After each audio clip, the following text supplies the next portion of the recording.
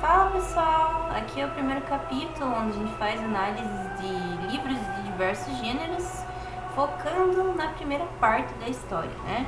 Para fazer isso a gente usa a amostra grátis do Kindle da Amazon e hoje a gente escolheu aqui uma história que eu considero muito especial, que é O Jogador Número 1, do autor Ernest Cline. Tá? Aí aqui tá aparecendo pra vocês já como que é a capa original desse livro, tá? Essa aqui foi a primeira capa do livro. A capa melhora com o passar do tempo, né? Mas a versão do Kindle que aparece a história é essa aqui, então a gente vai usar essa aqui mesmo. Aí vamos lá, vamos ver o que tem, né? Tem uma chave mística, né? Não sei pra que serve, acho que é só ilustrativa mesmo. Se você olhar a chave, ela é feita com design de coisa elétrica, por causa que tem a ver com jogos elétricos, tipo como se fosse uma placa de computador.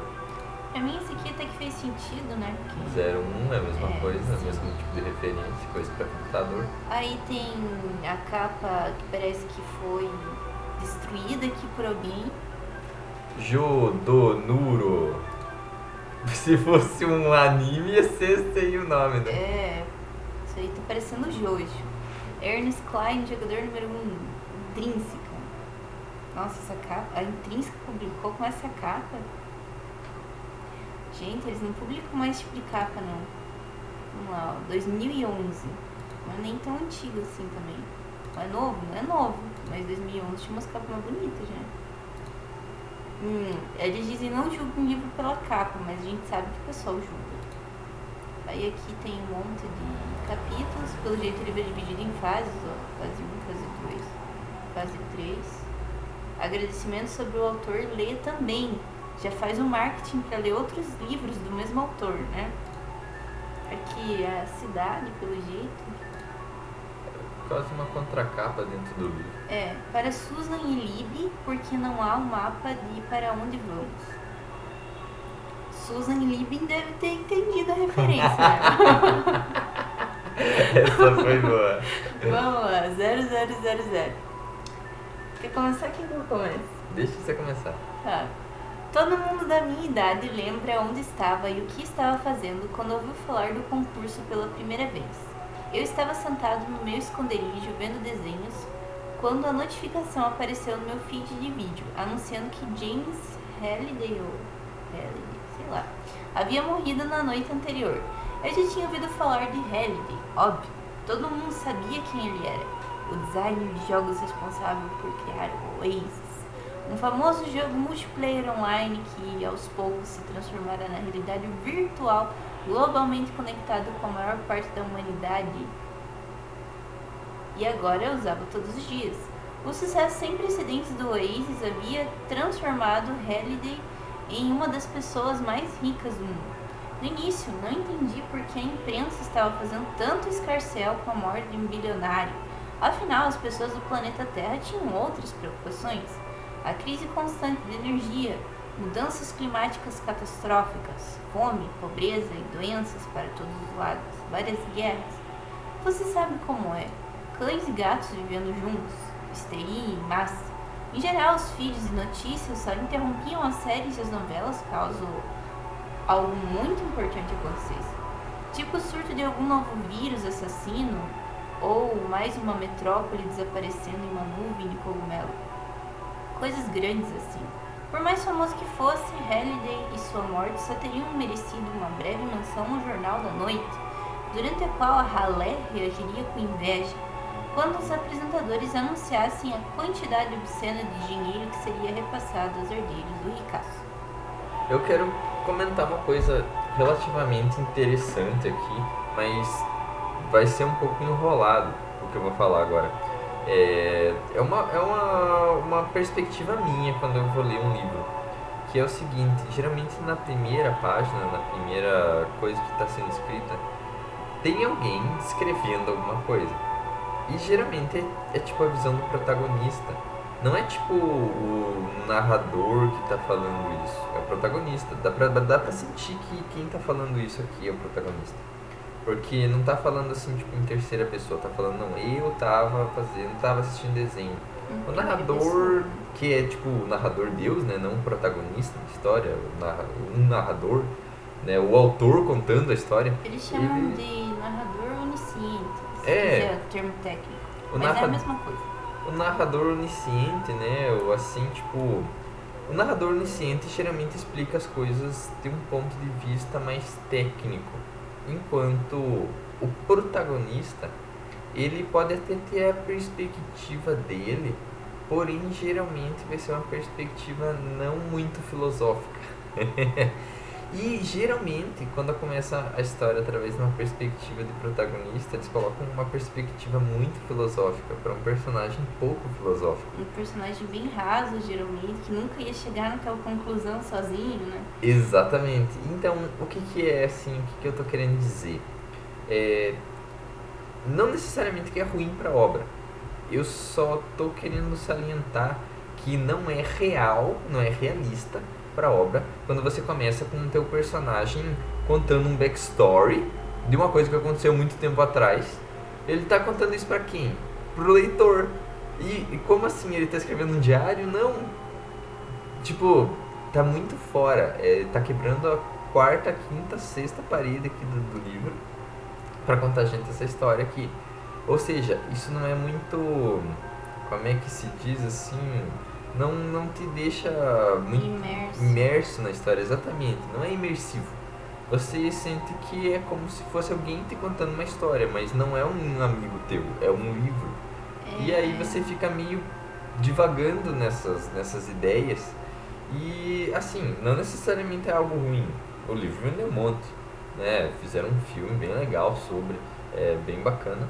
Mas, assim, é uma coisa minha, como eu disse, é uma coisa que eu fico pensando sobre. Poderia ser mais imersivo, né? Seria mais artístico, na minha visão. Mas não é algo ruim. Parece que tá contando alguma situação do dia a dia, né? Tá querendo contextualizar ali o que é importante, o que tá acontecendo nesse lugar, né? Tá introduzindo alguma coisa. Quando falou do vírus ali, eu lembrei na hora do The Last of Us, né? Eles já devem ter passado por isso, já que o ano do jogador número 1 é 2044, né? Então, depois do vírus. Já superaram isso aí, já ficou pra trás. Posso continuar? Uhum. Mas esse era o problema. James Halliday não tinha herdeiros. Ele morreu aos 67 anos, solteiro, sem parentes vivos e, pelo que se saiba, sem um amigo sequer. Havia passado os últimos 15 anos em total isolamento e durante esse tempo, segundo os boatos, ficara completamente louco. Esse texto aqui é uma coisa bacana, que é relativamente sobre isso a história. E eles conseguiram introduzir isso relativamente bem. E relativamente rápido também, desse parágrafo. Isso é uma coisa bacana, porque não é um spoiler, a não ser que eu conte, que eu tô contando agora que eu falei, é um spoiler. Alerta. Porém, de spoiler. Assim, o que é? Não é um spoiler do autor pro leitor, mas é um foreshadow, é uma dica. Ele tá falando que a história é sobre isso sem falar que a história é sobre isso. Isso é uma coisa bacana pra se fazer Então, a verdadeira notícia de cair o queixo naquela manhã de janeiro, a notícia que fez todo mundo de Toronto a Tóquio quase cuspir o que estava comendo, tinha a ver com o testamento de Halliday e o destino da vasta fortuna. Ele tinha preparado uma mensagem de vídeo junto a instruções que seriam liberadas para a imprensa mundial na ocasião de sua morte. Também se certificara de que uma cópia do tal vídeo fosse enviada por e-mail a todos os usuários do Oasis naquela mesma manhã. Ainda me lembro de ouvir o barulhinho eletrônico de uma nova mensagem na minha caixa de entrada, segundos depois de eu ter recebido a notificação. O vídeo, na verdade, era um curta-metragem meticulosamente produzido intitulado O Convite de Yanorak. Famoso pela excentricidade, Halliday passou a vida toda obcecado pelos anos 1980, década em que foi adolescente, e O Convite de Yanorak estava lotado de referências obscuras à cultura pop daquela época, mesmo que eu não tenha percebido quase nenhuma na primeira vez que assisti. O vídeo tinha pouco mais de 5 minutos de duração e nos dias e semanas que se seguiram se tornaria a filmagem mais estudada da história, superando até o filme de Zapruder em relação à quantidade de análises quadro a quadro feitas sobre ele. Toda a minha geração chegaria ao ponto de saber de cor cada segundo da mensagem de Halliday. Será que isso pode ser considerado um prólogo, então? Eu diria que sim, é uma introdução da história, né?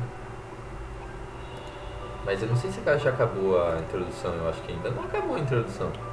Eu acho que ainda tem mais, que né? sim, mas aí eu achei que não.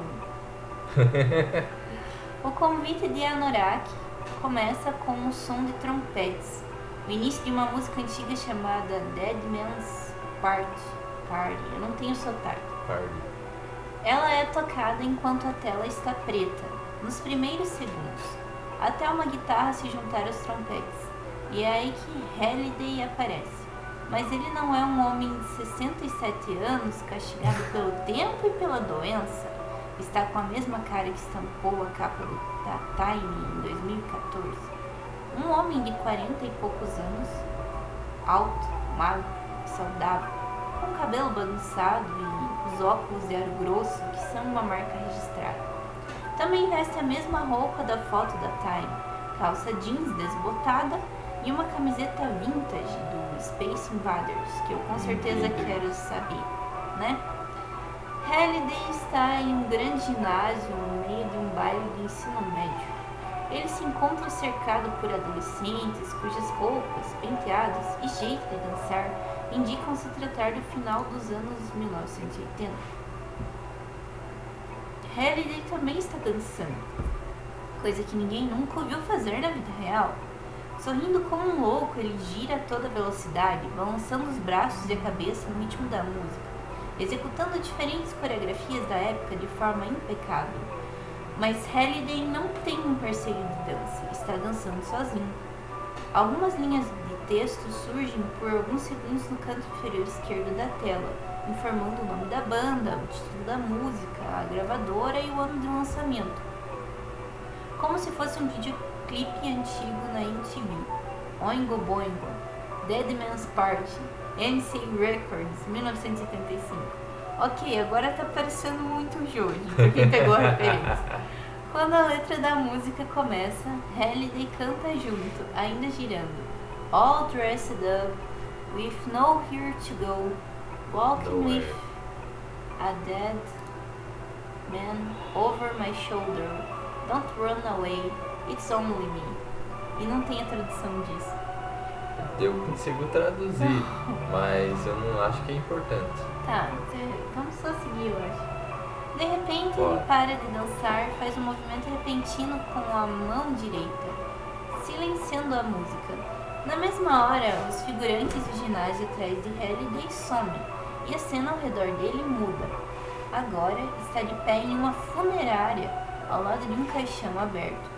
Outro Halliday, bem mais velho, está deitado no caixão, o corpo emaciado e destruído pelo câncer. Moedas brilhantes foram colocadas sobre as pálpebras fechadas. O Halliday mais jovem olha para o corpo de sua versão mais velha com uma falsa tristeza. Depois se vira para falar com as pessoas presentes no funeral. Halliday estala os dedos e um pergaminho surge na mão direita. Ele o abre com um floreio, deixando que se desenrole pelo chão e se estenda pelo corredor à frente. Ele quebra a quarta parede, falando direto com o espectador, e começa a ler. Já que meu avô está ensinando, meu avô vai ler ali, ó. Então vou ler lá. Eu, James Donovan Halliday, em pleno domínio das minhas capacidades mentais e memórias, faço público e declaro ser este o testamento dos meus últimos desejos. E testamento? Era instrumento antes. Ah, bom. Instrumento antes. Doravante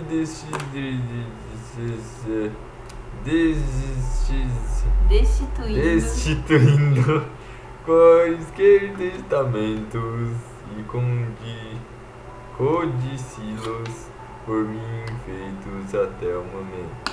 Blá blá blá blá blá. Ele continua a ler, cada vez mais depressa, de saco cheio, que é um monte de injeção de linguiça, passando por inúmeros parágrafos de advoguês, até estar falando tão rápido que as palavras são quase impossíveis de compreender, e, mesmo que não passasse rápido, você também acharia que as palavras seriam impossíveis de compreender. Então, ele para e diz: deixa pra lá. Mesmo nessa velocidade, eu levaria um mês para ler tudo isso. Infelizmente, não tenho tanto tempo assim. Ele larga o pergaminho que desaparece em uma chuva de purpurina dourada. Tem que falar dele. Vou apenas contar os pontos mais importantes. A funerária desaparece e a cena muda mais uma vez. Halliday agora se encontra de pé na frente de uma imensa caixa forte. Todas as minhas posses, incluindo a porção majoritária das ações da minha empresa, a Gregarious Simulation Systems, serão colocadas em uma conta calção. Pra quem não sabe, é a conta que fica nas calças. Eu acho que não era pra ser isso, não. Até o momento em que a única condição que declarei no testamento for atendida. O primeiro protagonista da obra vai receber em valor total.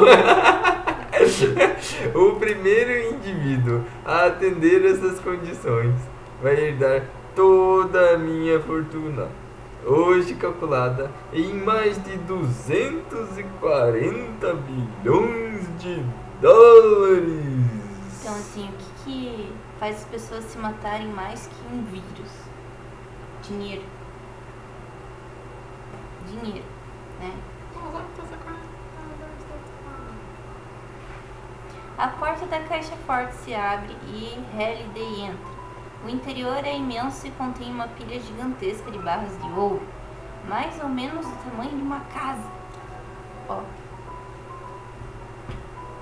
Esta é a bufunfa que estou oferecendo, diz Halliday com um largo sorriso.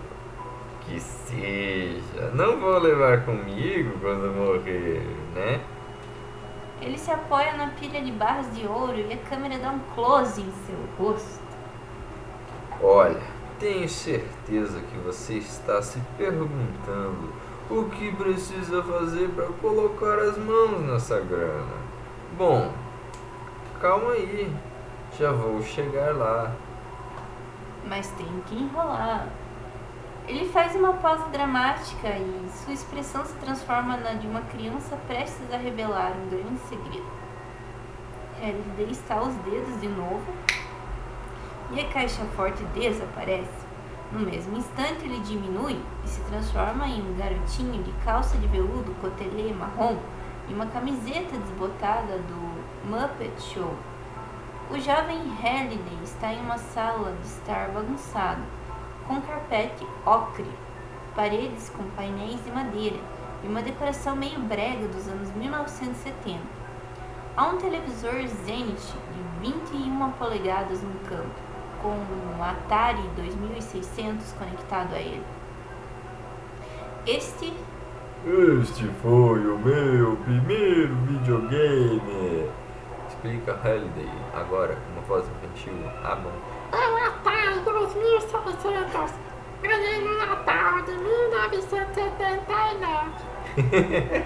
Ele se senta na frente do Atari, pega um joystick e começa a jogar. Esse era meu jogo favorito.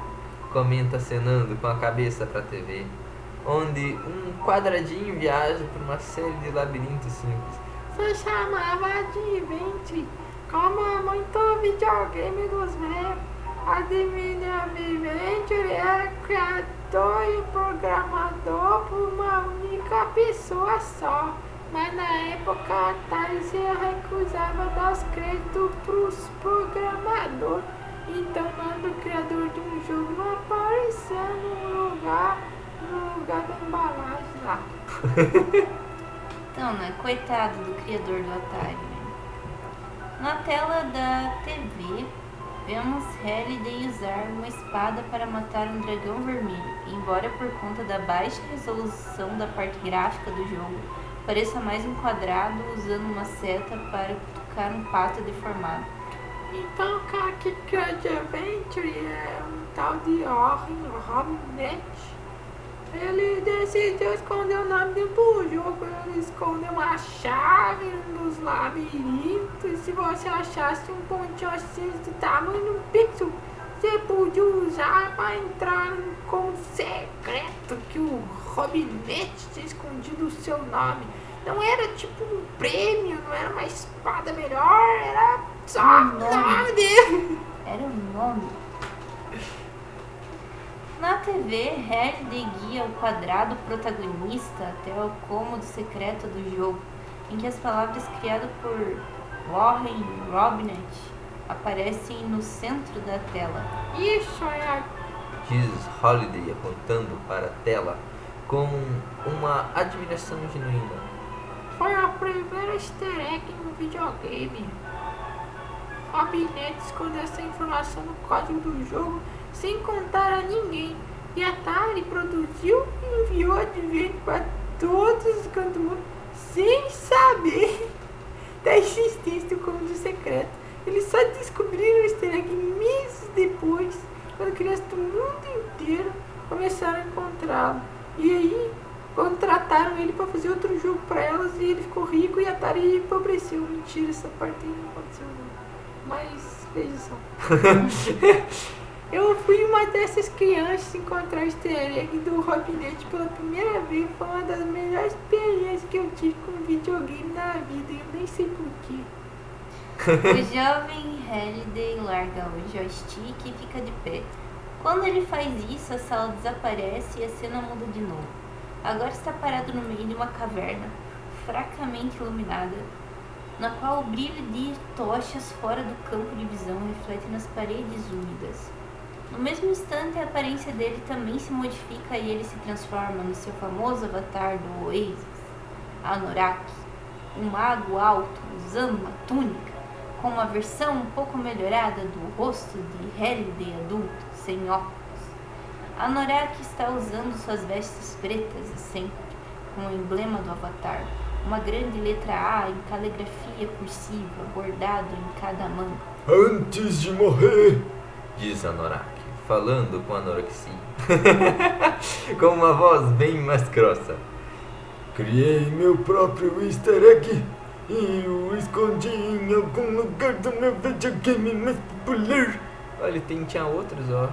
No filme só mostrava. É, só parecia que você tinha O Oasis, a primeira pessoa a achá-lo vai herdar toda a minha fortuna. outra pausa dramática.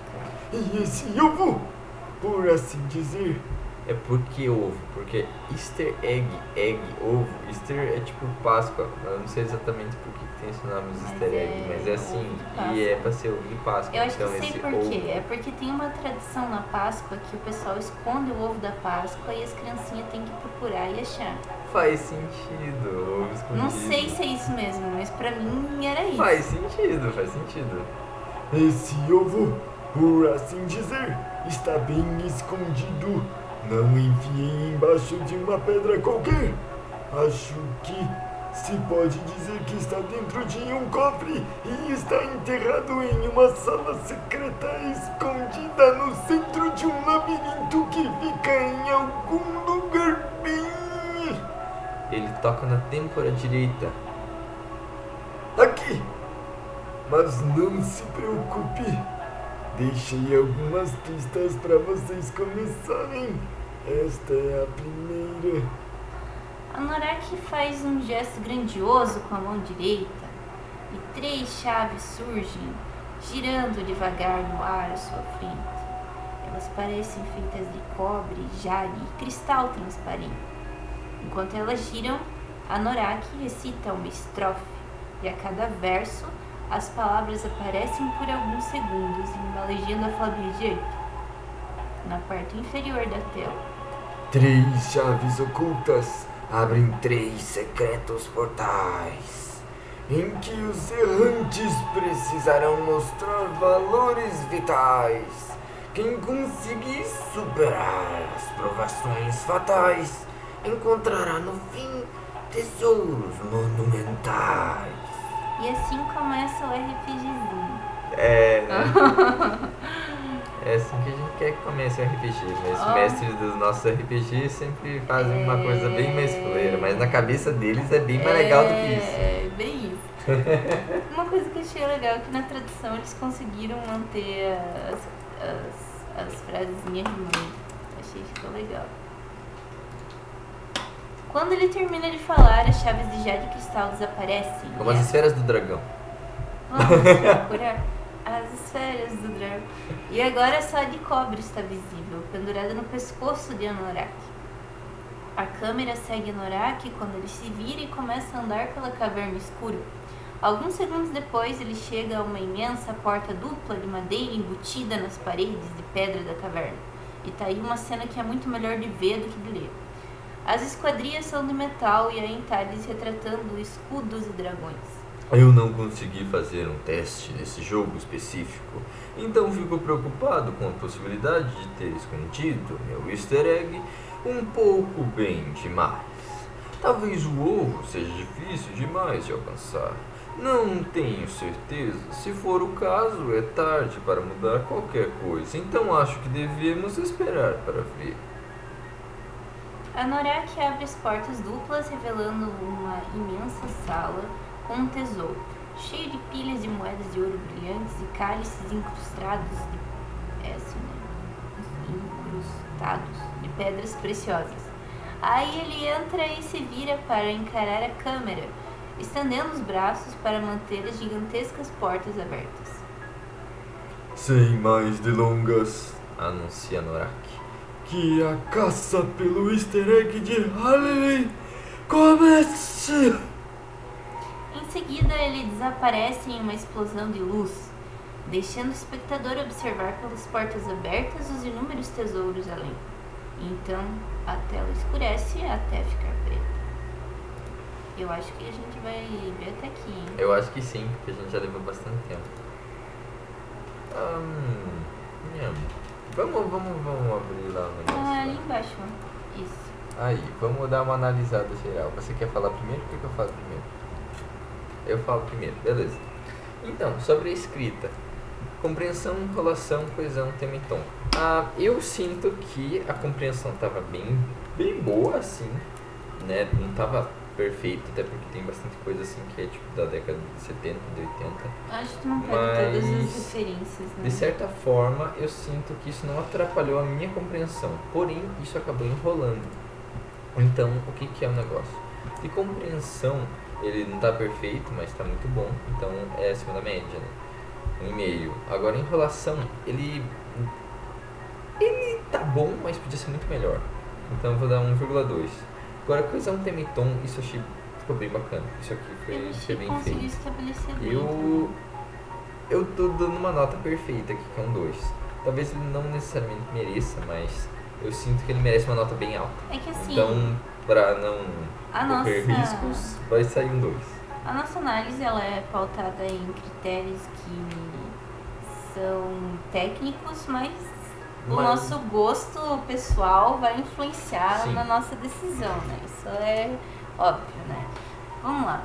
Eu concordo com você na questão da compreensão. Eu acho que foi bem tranquilo.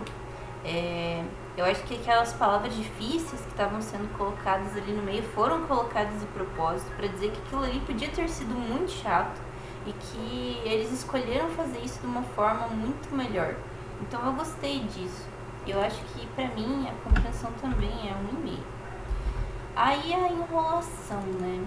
Então tinha alguns detalhes que pra mim não faz diferença no livro, no filme faz. Porque aí você tá vendo, é muito rápido e não fica enrolando. Mas quando você tá lendo... É que você tem que descrever quando você é um autor, quando tá no livro. E já no filme é muito simples, você só vê e não precisa ser descrito, não se perde tempo de É tela. aquela com isso. cena de 2 segundos só pra mostrar o negócio. E você já sabe como que é, porque você viu, né? E no livro não é assim, né? É claro que você precisa situar o teu leitor do ambiente e como que as coisas são, mas eu acho que tinha detalhes desnecessários. Eu acho. Assim, se um ambiente não for fazer diferença no livro, talvez ele não mereça ser descrito. Infelizmente é a verdade. Então, Menos é mais. pra mim, a minha nota aqui é 1. E coesão, tema e tom. Eu gostei bastante, eu achei que tem bastante clima de RPG, que nem eu comentei ali, né? E parece que uma aventura vai começar, então eu achei que foi muito bem colocado, eu consegui sentir isso. Então a minha nota é 2 também. Só que isso aí, claro, é nossa nota de análise até onde a gente leu. Pode ser que até o final do livro ele perca a coesão, tema e tom, né? Mas no começo ele conseguiu deixar bem fechadinho, assim, essa parte. Vamos ver, personagens, interesse, curiosidade, emoções e conexões. Eu não me emocionei tanto, mas eu consegui me conectar. De certa forma, é uma coisa que a gente consegue ver que foi feito com emoção. Podia ser muito chato só o cara lendo aquele negócio, mas não. Foi muito mais profundo do que isso. Eu senti uma sensação parecida de quando como é que é o nome? O Dumbledore tava falando sobre o bagulho tribruxo lá. O Torneio tribruxo. Então assim, tipo, eu consegui me conectar com ele e tirou um interesse e curiosidade, principalmente pela forma que as coisas estão acontecendo, mesmo sem nada ter acontecido ainda realmente. Parece que as coisas vão acontecer de uma forma interessante. Então assim, eu sinto que está acima da média. Interesse e curiosidade, a minha curiosidade é relativamente alta nisso. E emoções e conexões, eu não consegui me emocionar muito, né? Não foi para emocionar, mas eu me conectei bastante. Então, tipo, tá uma nota aqui bem acima da média, bem alta. Eu gostei, porque se focou realmente nesse personagem. Sabe, geralmente os livros eles colocam uns 30 personagens no começo e confundem a cabeça do leitor. Aqui foi colocado um e foi muito bem colocado. Isso dá bastante ponto. Eu ia comentar exatamente sobre isso, né? Uma coisa que eu pensei ali, né? Vai começar com o protagonista e daí vai falar 500 nomes e eu não vou entender nada que tá acontecendo.